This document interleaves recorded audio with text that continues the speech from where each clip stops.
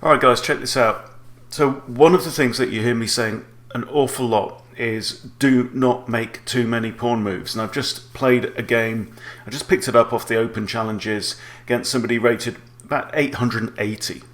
Alright, so they're in the bottom half of the pack. I'm not expecting principled or accurate chess, but this really takes playing too many pawn moves to a new level. I just want to take you through most of the game. We'll probably see it through to the end, but really the most important thing is the first half of the game, where my opponent just makes the most pawn moves I think I've ever seen in a game of chess. So I'm playing with the white pieces, and I start with e4, e5. So far, we are on track. So I develop a minor piece. Remember that you only have to move 2 of your pawns.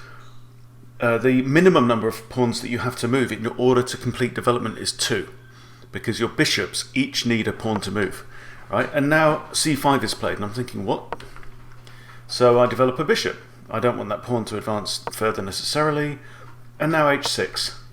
And now I play d3, allowing my second bishop to come out into the board. Makes perfect sense. And now a6. And now I bring out my second bishop. So I've got 3 minor pieces in the board. So now is the time where we start looking at attacking opportunities and control of the board. d6. This is pawn move number 5 in a row. So my queen comes out because why? I have a checkmate opportunity straight away. Okay. So my opponent obviously plays f6. Pawn move number 6. I bring out my knight, and I'm about to complete development. And now he moves a minor piece. Now bishop to e7.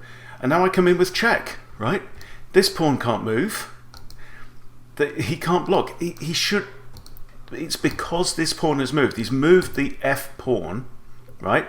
Giving me a check, which actually forces his king to move. Now, if he hadn't, I don't know. It's just a baffling game. So the king has to move. So I check again, and now I have a fork on this pawn here. Okay, it's just all falling apart. King moves, discovered attack from the bishop. I grab the pawn.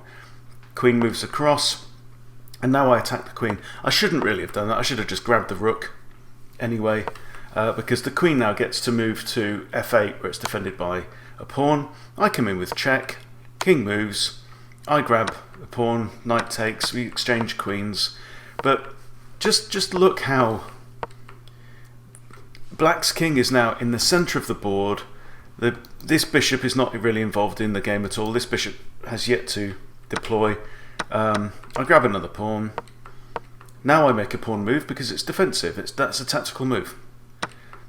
And I grab the rook that was undefended, and you know, it's just crazy. And knight comes in and gets itself captured, and the game finishes pretty quickly after that.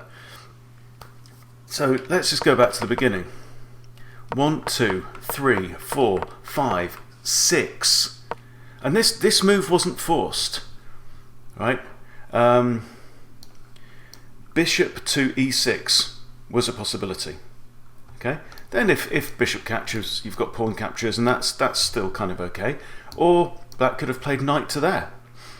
If you can do what you need to do and develop a piece at the same time, then do it. Don't immediately go for pawns, because it's like black's position right now. It's just like Swiss cheese. There's holes everywhere. Plus, look, this knight can't come out because there are pawns on the squares where the knight wants to go. Okay? This is a very, very poor move. The f pawn is the forget about it pawn for a reason. So just very, very quick example.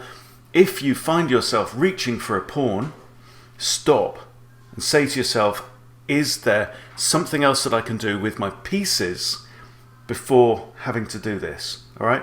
So very, very quick point. Just wanted to share it with you. See you soon.